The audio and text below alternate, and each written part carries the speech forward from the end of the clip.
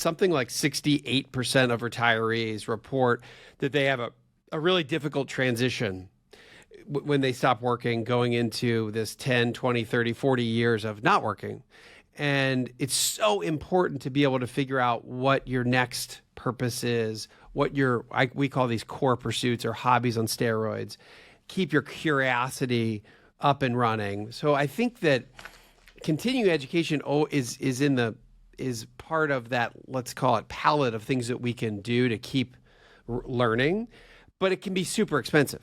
Yes. And if you go to one of these schools that you can pay real college tuition or graduate level tuition, which we know is in the tens of thousands of dollars per year, and that is not all that affordable to most. So I think I wanted to start with what is a retirement reinvention program? But before we get to that, how did you ultimately land to working with the Drucker School of Management? And, Sure. And did you start SOAR, or are you consulting on SOAR? I kind of got roped into it in a good way. So Len Jessup is the president of Claremont Graduate University. And there's a Claremont in California, in right? California, right? Yep. And there's a number of universities in a consortium. There are two graduate universities, Claremont Graduate being one of them. And Len and I have known each other for years. And I said, so Len, there's these life transitions. There's changes going on in higher education. And so what can I do to help? And so I had different opportunities to look at the Drucker School of Management. And the dean of the Drucker School, Dave Sprott, I also known him for years. And so I started volunteering on the advisory committee, the external advisory committee that helped shape this program. And mid-year last year, Dave and another professor said, hey, can you jump on a call and talk about SOAR for a minute or two? And I said, oh, sure. So we did. And they said, well, we were wondering if you wanted to take over the whole program. And just a benign call. Hey, can you hop on for a quick? Yeah. Next thing you know, they knew they were going to ask you to run the program. Of course. And so I said to the professor, Kat Pick, I said, okay, Kat, send me your materials. Let me look it over and let me size this thing up. And she goes, yeah, I'll do it today because I'm leaving tomorrow for a month vacation in the backwoods of Canada. And I said, really? And so, of course, I looked at it and I talked with Dave and I said, yeah, I'll do this. We need to get this off the ground because it fulfills such an important part of what people are looking for right now. So that's how I got into it. Okay, so SOAR, which stands for Seek, Observe, Act, and Renew. This is, in your words, how would you describe programs like this? Before we talk about exactly what SOAR is, so what is would you call this continuing ed? What would you call this? Well, this? It's interesting because what you just said is really yet to be determined because, historically universities, colleges have been for people in the early parts of their lives and careers, post-teenage years, but pre-adulthood, pre-career. And now we're realizing, with people living longer and living healthier, what are you going to do with all this extra time? And so a lot of people, the numbers, of course, just because the demographics are going up, more and more people are retiring. And hopefully if they followed your financial advice, they're in good shape. So the question is, what do they do with their time? And a lot of them they look and say, like, I'm healthy, I'm fairly young, and I'm unfulfilled. So they unretire, if you call it that way. They look to reinvent themselves. And a number of universities are looking to transition to fill this void. It's not just a simple thing. It's a major societal transition where we're seeing this huge wave of people in this age group that's never really been well served. And that's what we look to do, is help people to say you've had some dreams that you've always wished of pursuing, or you just want to do something different. What is that? And it can be a very energizing time of life. Yeah, so Peter Drucker he's a prolific management consultant, author. Yes.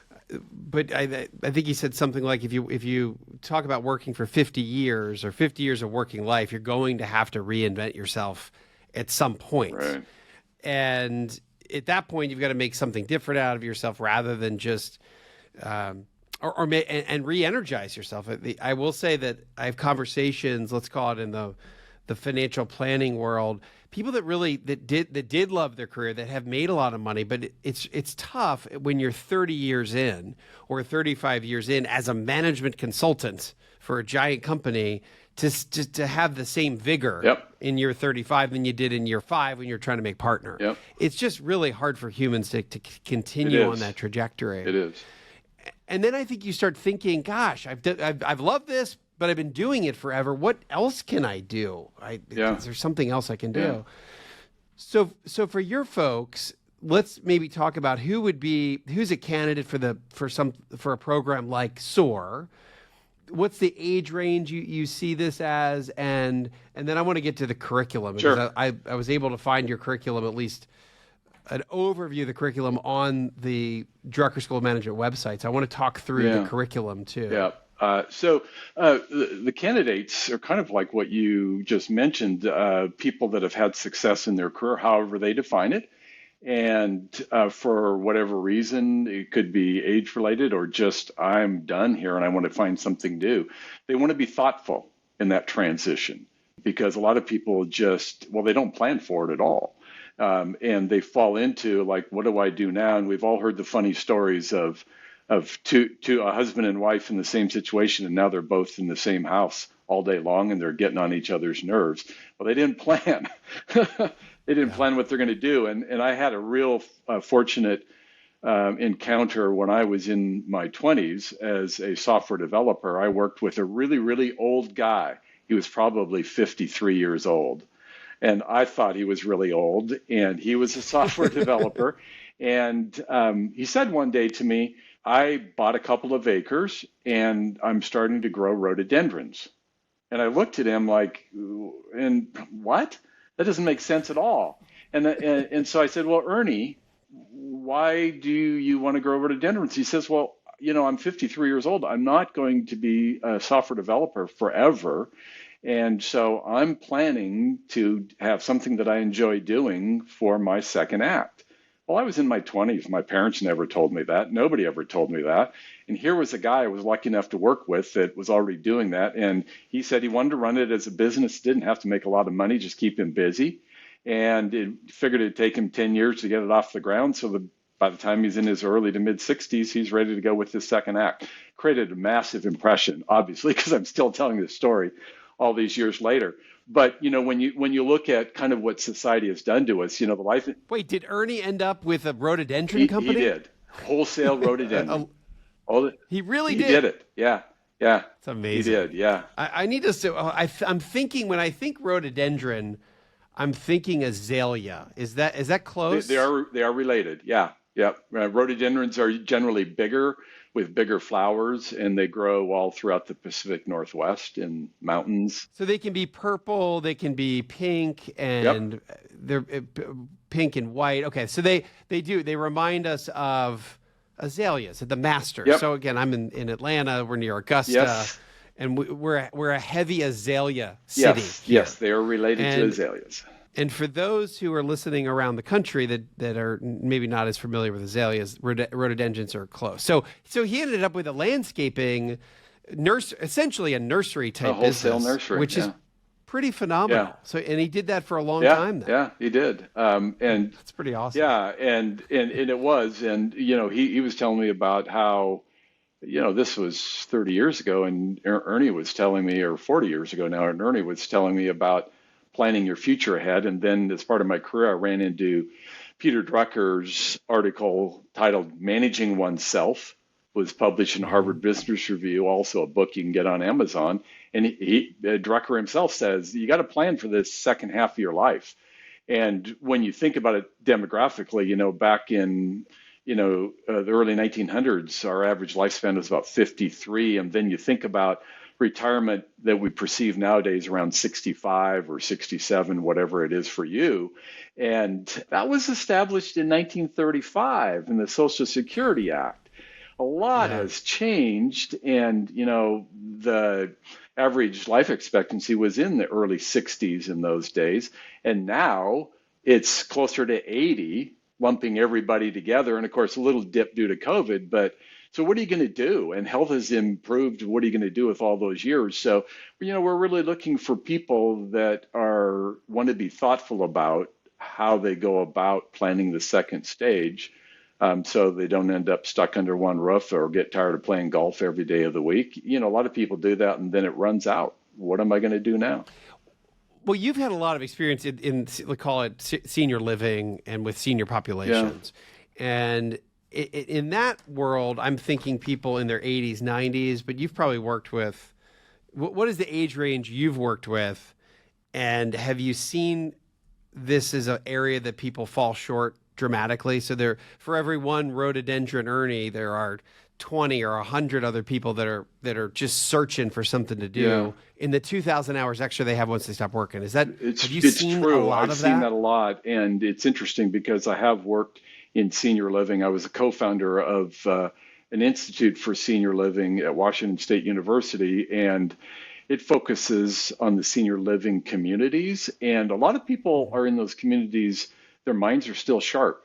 They may have some physical issues, or they still may be able to live at home, but their minds are still sharp. My mom is super sharp and she's in her 90s. So people ask themselves that question, what am I going to do now? And so you want to be able to take advantage of this where we don't have role models like Ernie was mine.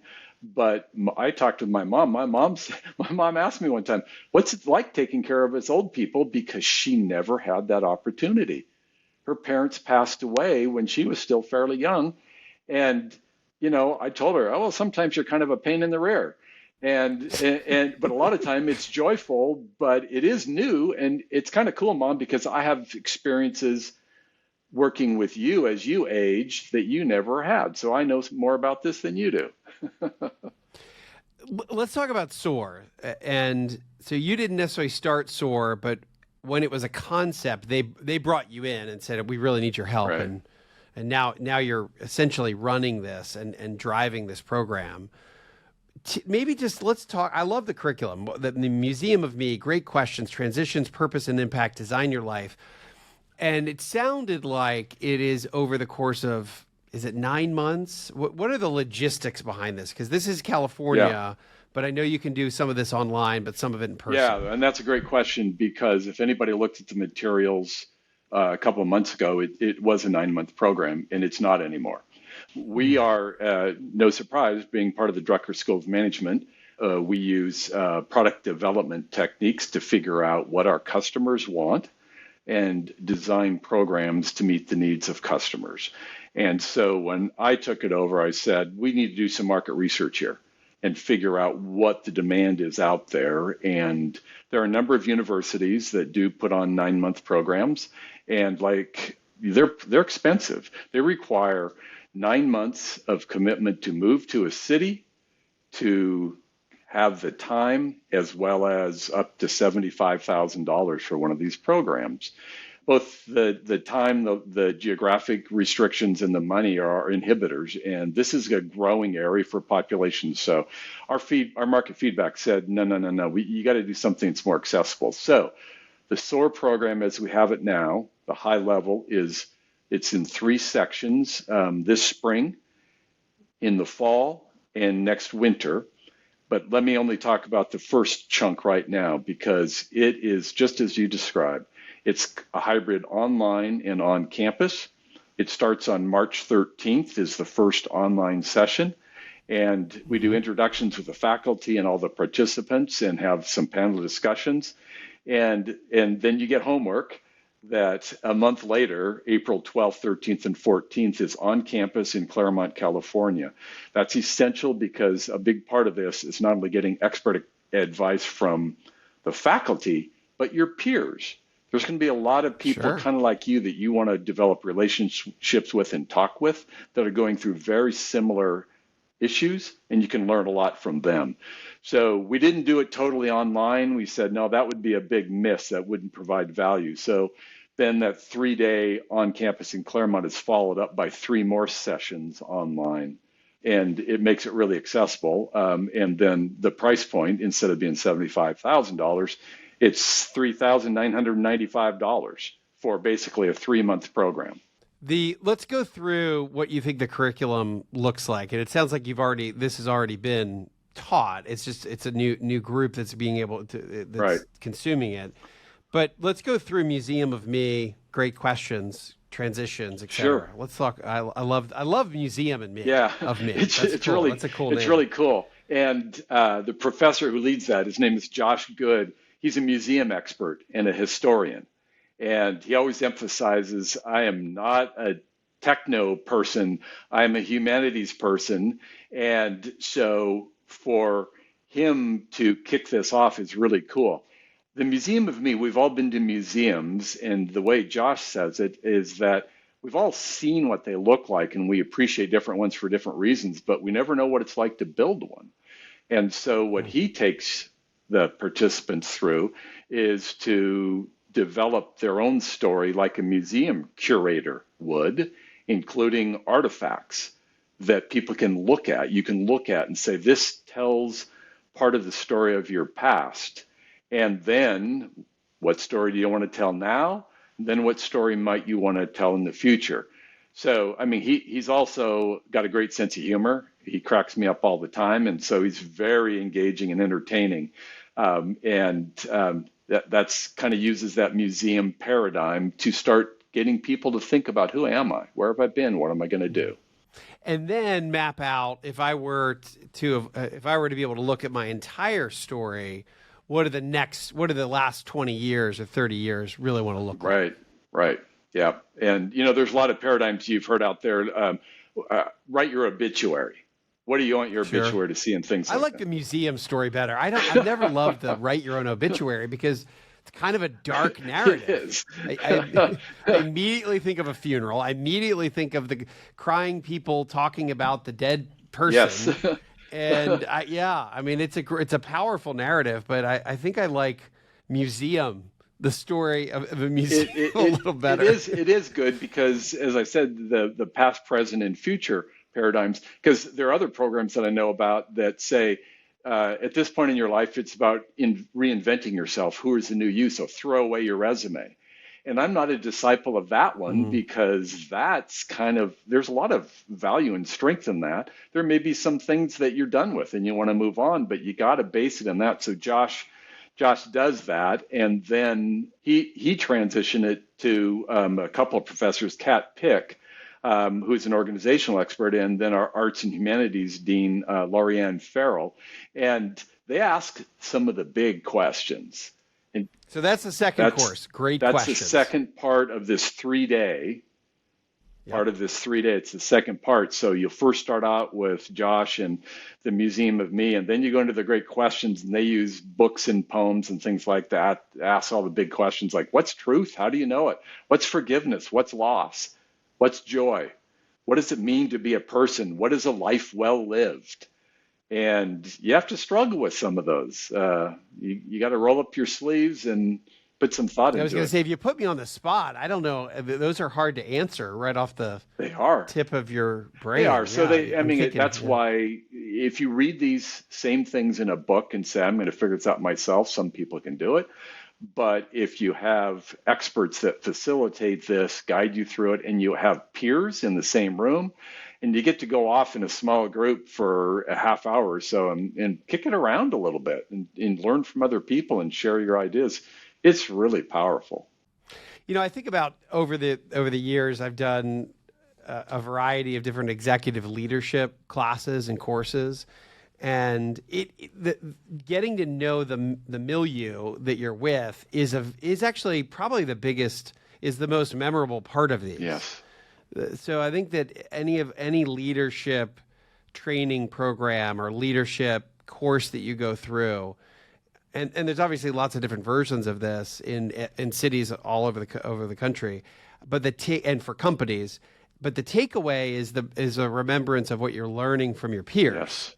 And this is going to be the same. This is the same thing. Is that you're going to probably get your first group of 25 is going to probably be a pretty cool group of people. Yes, I think you're right, and because they're also a curious group. It's going to be I think it's going to be a really interesting person yes, that wants to do yes, this. yes, you're right. And your touch point about the courses that you've personally led in seeing the value of the cohort goes back to the early stage of college education like we know now. I always believed that more than half of what I learned in undergraduate college was the experience, not the content of the courses.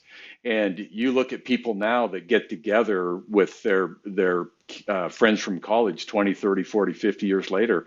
They're all talking about the good times they had and the experience they had. They're not talking about what they learned in chemistry 101 or something like that. That may have launched them to their career, but it's the cohort, it's the people, the experience, and that's what's really valuable.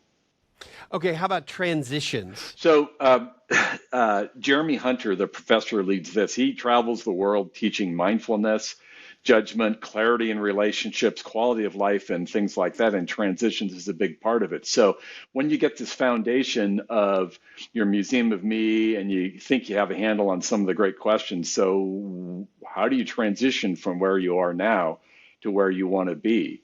And there's all sorts of unpredictable emotions that come through these change. There are books out there on transitions, and you can read those, and they talk about all of these different thoughts and feelings. We're pretty good at it because we've all transitioned from grade school to middle school to high school to college to getting a job. We know about transitions, but a lot of us do it implicitly because we have to do it. I was never taught. And most of us are not taught how to really do transitions effectively. So Jeremy Hunter kind of teaches you what those techniques are to transition successfully. And the strange thing is all those transitions I mentioned earlier, yeah, we've all done that at a certain point in life. But as we were talking earlier, very few have transitioned from I'm now 60 years old and have another 30 to 40 years to go. That's a transition that society has not prepared us for very well. Yeah. And that's what this transition is, taking those foundational things and figuring what the rest of your life is based on what you have already done. How about purpose and impact? This is really an interesting one because it tries to get at what are you good at? What do you care about? What does the world need? And what do you want to contribute to that? This is widely varied. And this is another differentiation point from our program to others, is some of them, they actually are very structured, that when you come through this transition program, you will have the blueprint for starting your own nonprofit. It's very explicit. And that's not this program. This program is... Oh, you're saying some of these other programs. Right. By the way, what are some of the other big schools that do this? What are some of the big universities? Stanford, Chicago, Harvard, Cambridge, University of Texas, Arizona State University. And there's a consortium of about 30 universities worldwide, of which we are a member, and we get together periodically and share notes.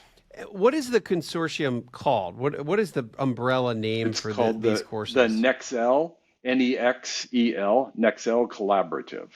Hosted by Stanford. We all pay dues to be members of it, and we get together periodically and share ideas. And we're really, all these different ones, we're trying to complement each other because we think the demand is going to be so high, and there's going to be different people of different walks of life that need different things. And so we're all complementing what each other does. I think we're in this time frame that this podcast is getting launched in. I think we're getting to the peak of 65-year-old birthdays. I think we've heard of the 10,000 people a day turning 65.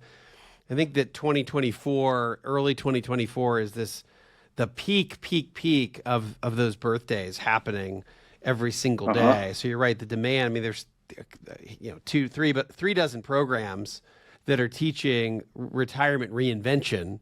There probably could be 300 programs doing it, and they're not. Yes. So we're not trying to corner the market here. We can't. We don't have the resources. We want to share and expand. Okay, so some of them are a little bit more focused, i.e., hey, you're gonna have a business plan when you leave here. You're gonna have a nonprofit plan when you leave here. Yours is a little this purpose and impact. And by the way, I think that purpose, I write a lot about retirement and happiness, and this is the this is the title of my latest book, What the Happiest Retirees Know and Their Habits. Yeah. But really, it is a ongoing life process of feeding your purpose. It's finding it, modifying it, adding to it, and then funding it. Yes. Right. So I'm modifying it, identifying it, feeding it, funding it, and that's the purpose process to me is a really important real life thing to talk about. Happiness is a little harder just to talk about. Hey, what makes you happy? That's a harder question for people to answer. But it's easier for people to say, if I really were to think about the purpose, what is my purpose? People can answer that question. Yeah. And so I love this purpose and impact. And then it sounds like you close up the course with design of life. Yes. What's that like? So what you end up with out of here is of your own choosing. Something you just mentioned about constantly redefining this as you progress through your life. That's the important part of a program like this too, that you just brought out, that in a program like this, just like in an educational setting, you learn tools to navigate through different things in life. We all know how to add and subtract and multiply, and we can use them the rest of our lives. So part of this program is to give you the tools to continue that cycle that you just described. That was a very important point. When you get to establishing your foundation, the purpose and impact, what do you do with it then? And like we just said, we're not prescribing that you come out of here with a product, but if you do, that's fine. There are professors that we have, faculty, there are other people that we can connect people with through our networks to say, if you want to go to this, we know some people that can help you and you want to come out with a specific result. Some people would just want to have a better, more holistic life. And a good friend of mine went through the Stanford program and is more satisfied than ever with what he is doing because he understands himself and what's important to him. And having another big fancy title or the corner office or even spending every day on the golf course, that just wasn't him. And he was able to discover that. So when you take that, how do you go about bringing that into fruition and actually living that? So now that one's probably a little bit more expensive than SOAR. That one is more expensive. Yes, the Stanford one is more expensive, and it's a 9-month residential one. So it targets a specific market. In this Design Your Life session that is on the third day, the Sunday, April 14th, applies design thinking tools and approaches as you generate ideas based on everything you've done up to that point in the first 2.5 days. And so we have Jean Nakamura. She's the director of the Quality of Life Research Center. I love that name, the Quality of Life Research Center. So she helps people challenge, and understand your quality of life and how you define it. Jeremy Hunter, who I mentioned earlier, he helps with that one too, because it's part of the transition. And then we have a design thinking and strategy expert, Hideki Yamawaki. And Hideki he's a professor at the Drucker School, and he teaches courses on design principles in the business school, and he brings that into the SOAR program. There's a lot going on in those 3 days. And okay, so that really, we just talked about the first 3 days, and then you've got another. Then you come back a couple other of time. Yes, you come back to the campus for the next phase of SOAR throughout the year. Well, there's something before that, because you've been through 3 days of very immersive stuff, and usually when you leave, you're pretty well exhausted, and you've got a lot going on in your head, a lot that you figured out that's not in your head anymore because it's now been replaced by other things. So we give people a couple of weeks to digest that, and then we have another online session as part of this, and this will be probably late April. And it's Jeremy Hunter again taking the group through a process called letting go. And it's letting go of the past and helping move to your new vision. And then a couple weeks after that, we have another online session again with Professor Yamawaki again. And he goes back to your design, your life plan. and we do a tune-up of that design so you feel really confident that you got your design down and you can go off and execute that. And then we have a last online session, which is an open cohort discussion facilitated by faculty to bring everybody together again and have the last hurrah for the SOAR 1 session. And then if you choose, there's SOAR 2 in the fall and the SOAR 3 next winter. And those are, so SOAR 2 is not the It's same. not. It's an evolution. Yeah, so there's a transition on this Sunday in SOAR 1 that kind of is all inclusive. So here you got the whole story. And then SOAR 2 actually takes you into other topics, and it builds on some of the things you did in SOAR 1. And so there's a transition there, and that's slated for October of 2024.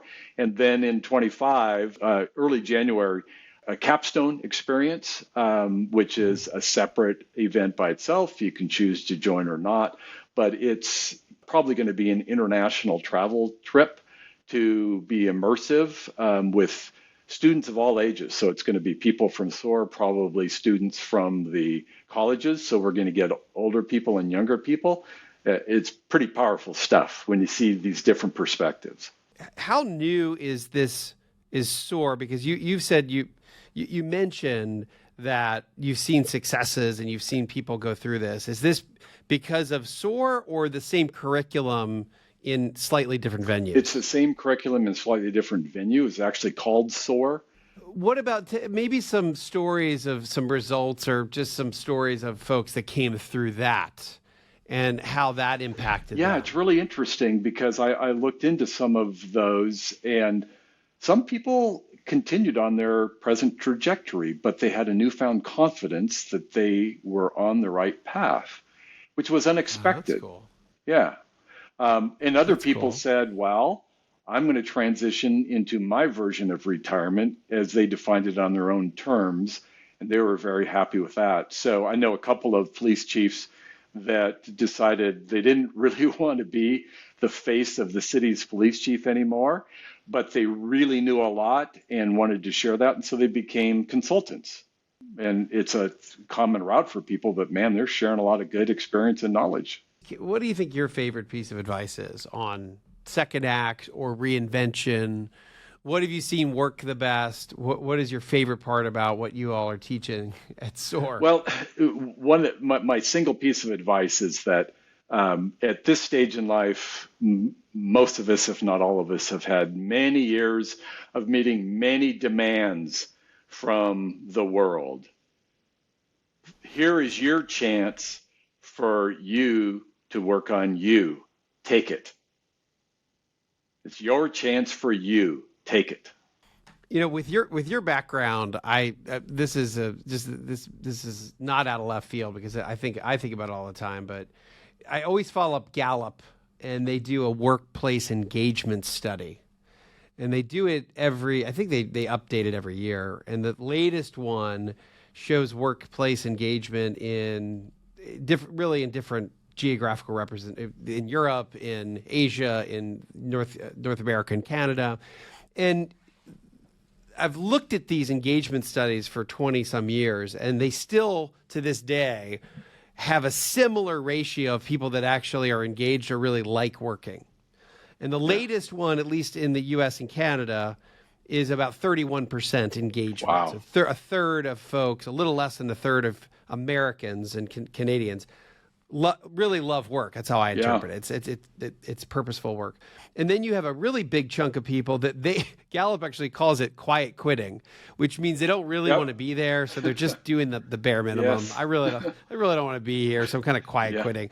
And then there's it's about another fifth. So again, this group makes up 69% of all people who work in America that are actively are loud. I think they call it loud quitting, which again, I interpret that as they really dislike their job. So they're actively they'd like to see the company not do well, their department not do well, their boss get fired. So think about that. Less than a third of Americans are really loving work, and the other more than 2/3 of America just doesn't like it or hates it. So I guess from all of your experience, and there's no perfect answer here, but what do you think that is? Why is it so difficult to find meaningful work in America? Well, that's a big question, one that I've pondered throughout my career as I've searched for meaningful Maybe work. we'll add it to Great Questions, course number 2 at That's SOAR. now that's a great idea. But you know, a lot of it is the mindset that I think people have, in that I actually was in a workshop with the SOAR faculty yesterday, and there was some messy little tasks that are required to put on a program of this magnitude that everybody was kind of like not enthused about. And I said, okay, I will do it. And they go like, why you? And I said, so here's my philosophy. If the floors need to be swept or the garbage needs to be taken out, I'll do it because it needs to be done. And I see value in doing tasks just because they need to be done. But it took me a lot of time in my career because, like everybody else, I was, when I was in my 20s, I thought that I was pretty close to being qualified to be the CEO.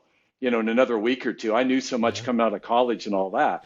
And so I think that a lot of the work, to your point, is fairly routine.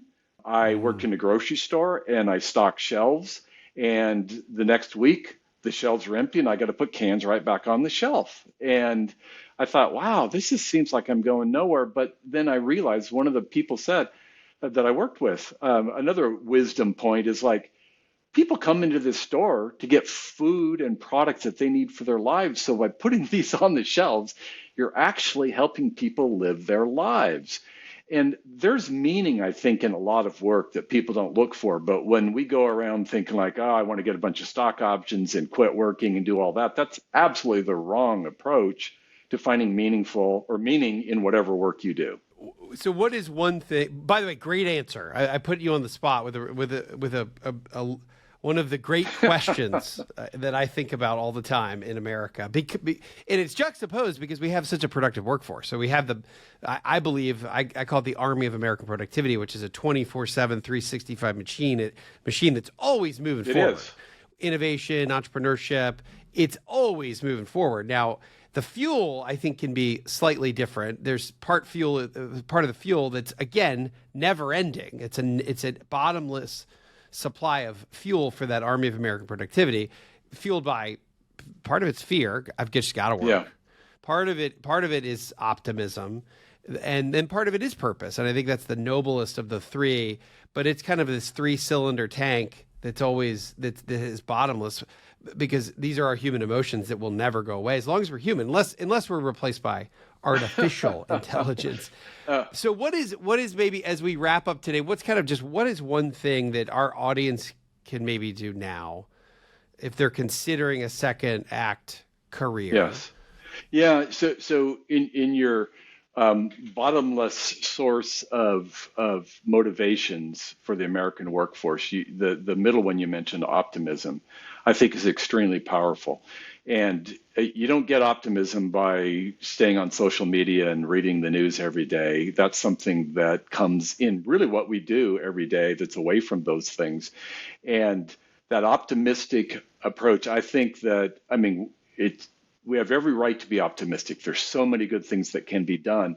So the one thing that you can do is figure out how to tap into your own optimism for this stage of your life.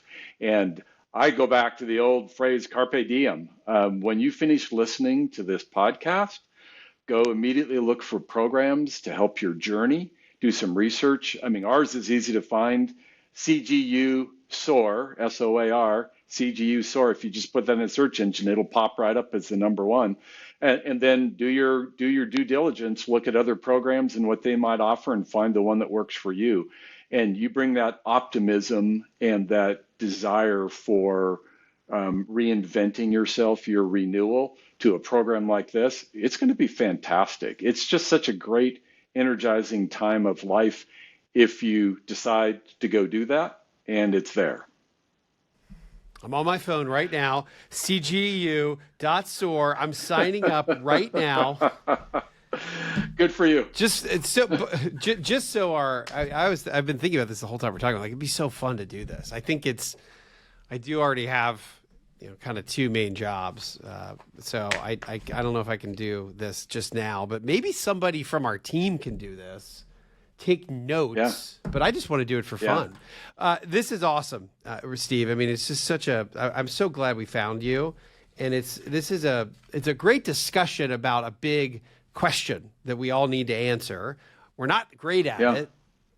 2/3 of Americans have a really tough transition. And then this is what is not always easy to find on the podcast is some just actionable things we can do. Right. And you've given us that. We can actionably look at programs like SOAR. It doesn't have to be SOAR. By the way, there's no commission or affiliate fee we're getting from SOAR here on the podcast. This is just purely, I thought it was valuable for our audience.